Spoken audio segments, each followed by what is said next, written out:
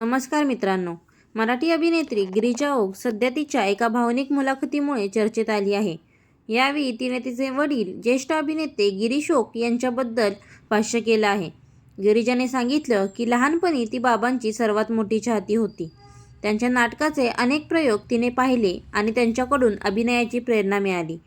पण आई-वडिलांच्या घटस्फोटानंतर तिचं आयुष्य बदललं.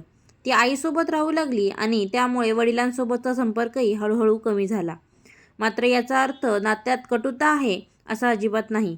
गिरिजा म्हणाली की आज वडिलांचं स्वतःचं कुटुंब आहे आणि ती त्या गोष्टीचा संपूर्ण आदर करते.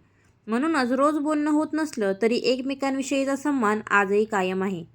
विशेष म्हणजे आजही जेव्हा लोक तिला गिरीश ओक यांची मुलगी म्हणून ओळखतात किंवा तू अगदी तुझ्या वडिलांसारखाच अभिनय करतेस असं म्हणतात, तेव्हा तो तिच्यासाठी अभिमानाचा क्षण असतो.